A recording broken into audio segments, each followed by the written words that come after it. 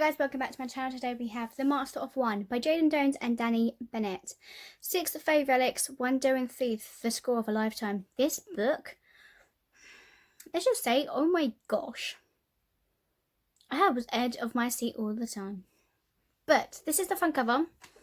I did get this in a Fairy Loot book edition. And it says on here, "Welcome to the Queen City. A terrible place to live, an excellent place to die." That sends shivers down your spine. So this is your spine. You can see there is red glittery on it as well. By Fairy Loot. We got this in our December 2020 Thick of Thieves book. So that it's signed by both the authors.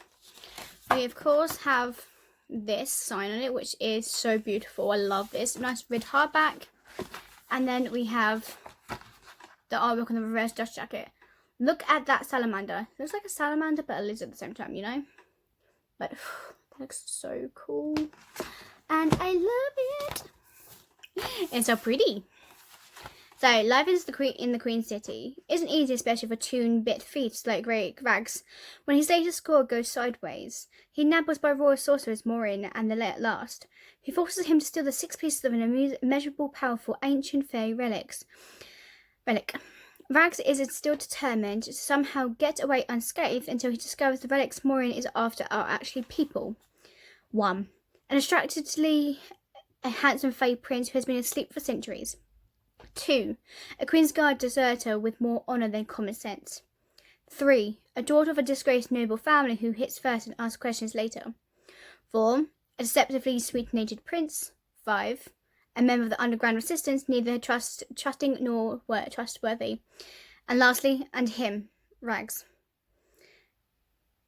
There's no way that can let Maureen interact his dark plans, but his 6 misfits against an especially wicked enemy doesn't make for a generous odds. Luckily, Rags is not generous, he's smart, and he has a plan that just might work.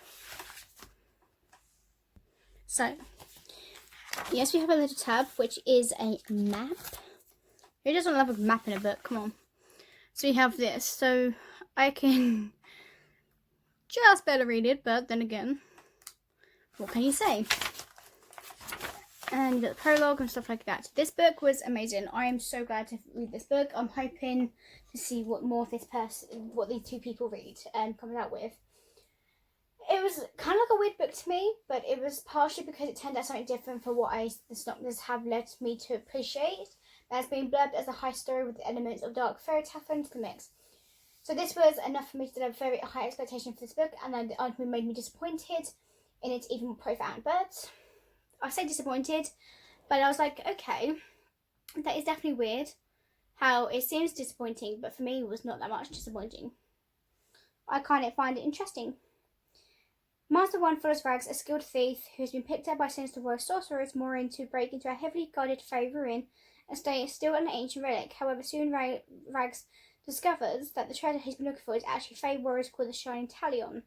He vows to guard Rags at any cost, and that there's also a fairy prophecy that demands Rags bring a team of 6 masters, the owners of the 6 pieces of an ancient fairy weapon, so that the weapon can be whole again. Thrust into the quest against his will, Rags would have been nothing more than to run away. As time passes, he realises he's fallen for his annoyingly handsome fairy protector. And then the story suddenly turns to chaos with a whole bunch of new characters being introduced and too many parallel storylines where nothing really makes sense. But if you pause to think about it, you're like, oh, okay, I get it. I get easily confused quite easily. Similarly, the magic system wasn't explored very well either, but then again, I don't understand anything in these books, mainly. So there's that. None of them appear to be very fleshed out, not even Rags with the love interest, it's the Shining Talion.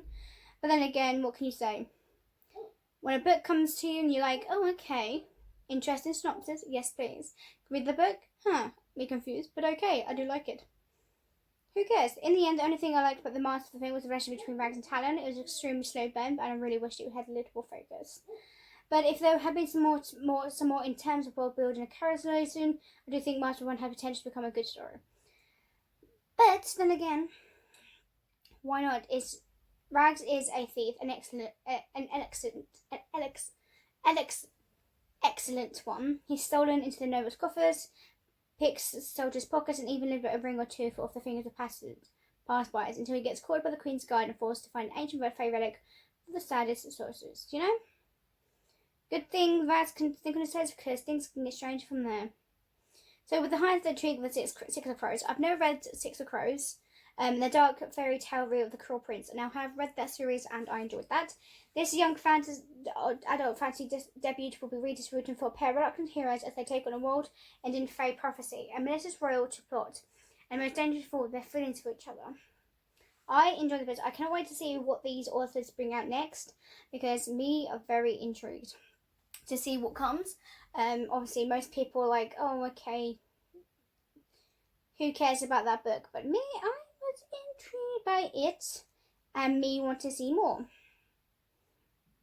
So there is that, and pretty much I want to find out what other books they will bring out. So thank you guys for watching, and I'll see you guys next time for the next book. Bye bye.